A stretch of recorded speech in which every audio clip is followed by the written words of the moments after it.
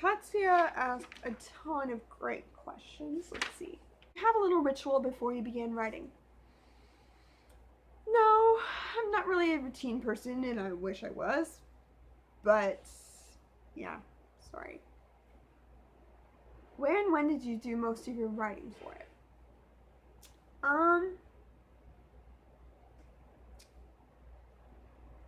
I usually like to sit on the floor like Kiera does in the book and just work on my laptop. There was like a space between the couch and the wall that was like called my kingdom. I remember working back there a lot for editing. I think I probably acted like a normal person a little bit and like used my desk and stuff. Maybe a little bit. Yeah, but probably mostly on the floor. And then when I write most like after lunch. It just takes me a little bit of time to get to it. On days near the end where I was doing editing and like on deadlines and stuff, there was one day where I was getting it ready like with its proof copy, like the day before release day or whatever. I sat and worked on it for like 18 hours straight. So there are some days where I do write all day, but fortunately those aren't very often. Let's see. How many titles did it have? 2. I don't know if I ever announced this or not, but it was actually going to be called Sparrows. Kiera was its working title. It was going to be called Sparrows. And then I like thought really hard to like, Sparrows wasn't really what I was looking for. Thought really, really hard to try to get a title that captured it and landed on Kiera. So the working title ended up being the real title. When did you get the synopsis nailed? Okay. Synopsises are really scary. I actually have to write one very soon for the book I'm writing right now, and I'm not happy. I'd say, like, I can't remember because this was over a year ago. I'd say I probably got it nailed like a month before publication or something. I wait as long as possible on synopsises because I hate them. Did it end up longer or shorter than you thought it would be? It ended up longer, actually. I was so excited. When I plotted it, it was going to be 40,000 words, and I'm like, that's less than the novel, but I'll be happy with it, right? And then in rewrites, and I added some the road trip scenes, which I just absolutely love, to help one of the plot points work along. I ended up getting it up to 53,000, and it still really followed the plot. I just fleshed things out, changed the plot slightly, so that was really exciting. Who's my favorite character? I always say Eric. I just love Eric so much. I don't know why. He's like barely in it, but I just really love him. He's like very wholehearted, a little bit of the behind the scenes character. Actually really quite supportive of Kiera. Like, he's kind of the younger brother she's never had. So I really love Eric a lot, yeah. What's your favorite memory related to it? Okay, so there's one memory I have that was during editing, just kind of like experience that I had with my mom over it. She'd been reading it for me, and there's this one scene, she's like, this is your pivotal, most emotional scene, and it is so chock full of info that you are not getting the emotions across. So she sent me back. She's like, you should work on it more. I'm like, okay, I tried. I understood what she meant, but I also was just not able to do it. You know how sometimes you do the best you can, but you know you need to do more. So I tried again. It's like, we both knew I was just not getting it. So I kind of, it's a really theological scene. I said something, I joked to her, I'm like, theology and emotion don't mix. It's an argument people have sometimes. And she's like, who said? And so I thought through it, and I'm like, okay, who mixes theology and emotion well? And besides C.S. Lewis, whose quote I'd been using as kind of a basis for the book, I thought of Andrew Peterson, one of my favorite artists. So I actually went and read part of one of his books that always emotionally moves me, but is very theologically meaningful. I read that and kind of studied, like, what did he do? Then I listened to some of his music, and then I sat down to write. And as I was writing it, I could just feel the tears coming. I'm like, did I hit this? And so I let my mom read it, and then she told me, she was like, I cried. And so that was very satisfying and just very special to know, like, worked really hard, nailed it, got my message across, at least to my mom, and she cried, so that was really special. Let's see. Moving on. Okay. Did it end up like you thought it would? No. No, it ended up in some ways being more than I thought it would. I don't know. God does more than I expect sometimes with what I'm writing, and that's really a pleasure. Is there a Bible verse or quote or something that helped shape it? Well, yeah, actually. The C.S. Lewis quote, the quote is, love is not affectionate feeling, and I added merely in there, like in those brackets to show that I added it. Love is not merely affectionate feeling, but a steady wish for the loved person's ultimate good as far as it can be obtained. And I don't know if I said that exactly, but that really is where this storyline went from. There was also a song by Jason Gray called Sparrows, which is Kiera in the book. It's like Kiera's song. She plays it a lot. It speaks to her in the hard times. It's based on the scripture about God knows even when a sparrow falls. I can't quote it. But, so that scripture, that song, that quote, that was all meshed together in there. I'm trying not to spoil it for you because you haven't read it, but yeah. What things have you learned while writing this story? Well, from the story I just told, go back so you get it. Write what you know.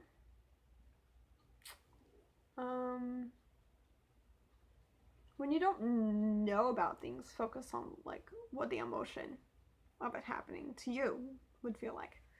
Cause like I've never been almost drafted, but I just focused on like, you know, from empathy, like, okay, if that happened to me, how would I feel? Let me think about it. And so, oh, and have a really good plot. This is the first novel I've written, and I had a plot for it, and it went so much more smoothly than if I hadn't, and I really like plotting now.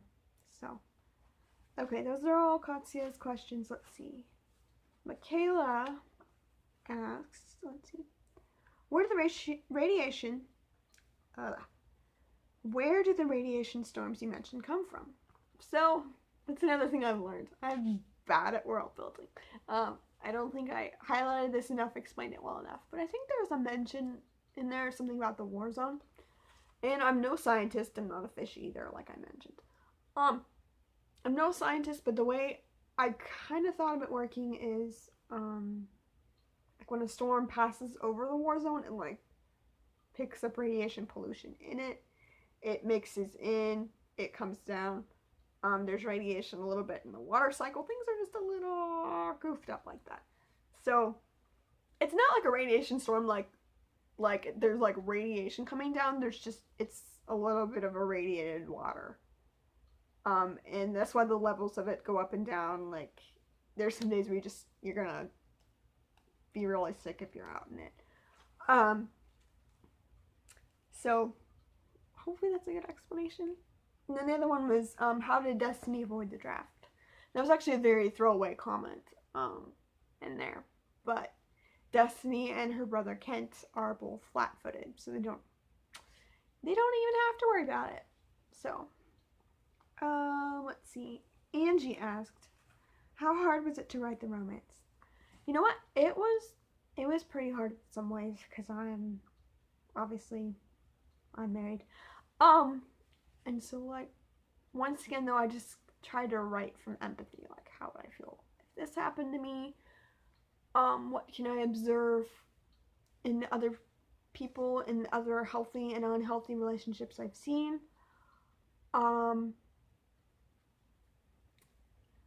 So the relational aspects of it were And it would take a married person just to tell me if it's like completely accurate or not. But the relational aspects of it, I just tried to write it as best I could. And then in like really romantic scenes, it was awkward for me to write because I get a little embarrassed about that. Even though it's like perfectly clean and everything, I just get a little embarrassed about it. But it was also fun, and I enjoyed growing the characters' friendship as well instead of just romance.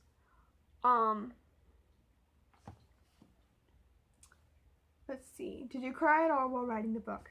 Definitely with the scene I was just talking about before, the really pivotal scene where I was going back to fix it. And then I probably cried some less than happy tears when I was editing because it always gets a little hard.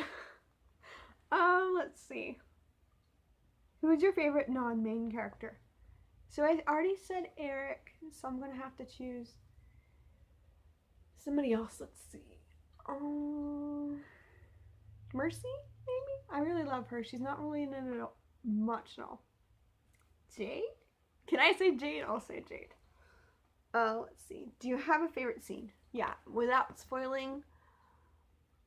I really like the scene where they're all working in the kitchen with the chocolate and Jade and Brennan shows up. That's pretty fun. That's kind of near the beginning on Kiera's birthday.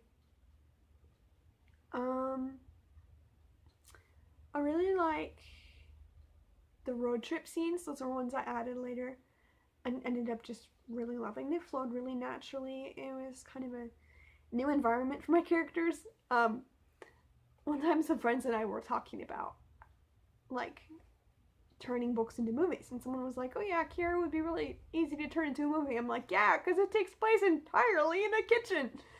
So just getting them out of the house and like seeing new places, adding some stress, adding some really fun, cute character development, was just a lot of fun.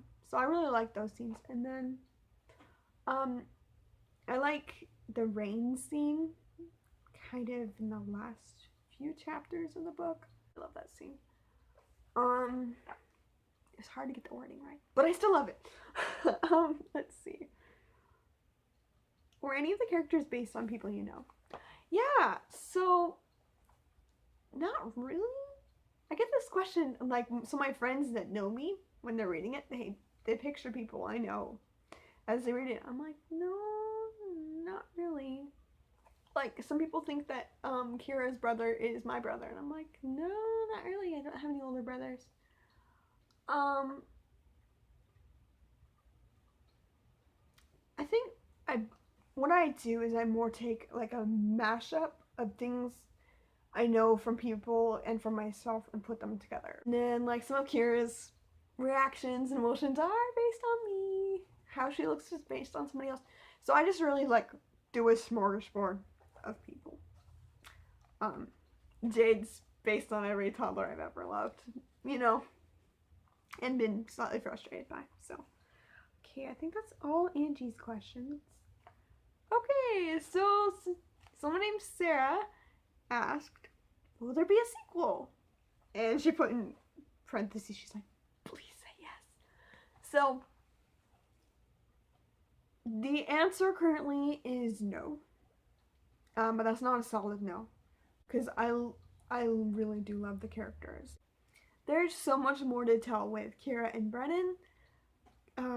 Like, they haven't completely recovered from all the things that have happened in Kiera, and there's more crazy things that are going to happen to them.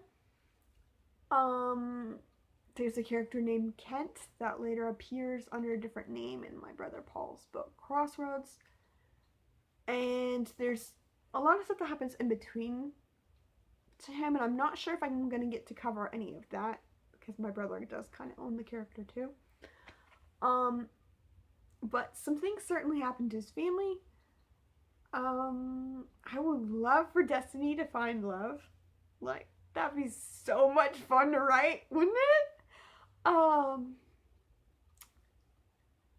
Ian's doing some pretty hinky cool things. I mean, yeah, that'd be really fun to talk about. Their world is obviously changing. There's more I'd love to talk about with that. So I do have some plot ideas. I even have a theme idea. I just don't have a concrete plot. And then there's like 3 other books in the queue that need to happen before that one could even exist at all. So we'll see.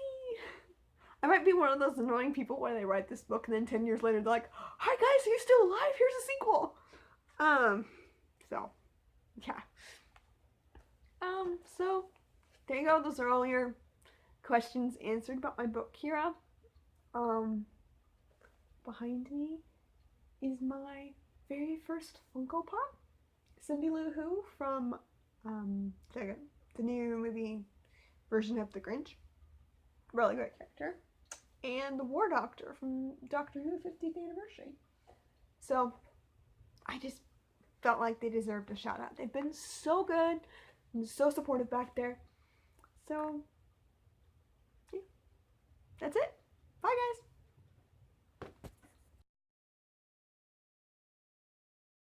And action. Action.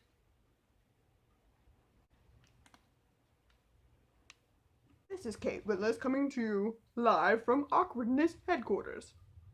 For some strange reason, she's decided to do a video about Q&A. A Q&A about video. A video of Q&A.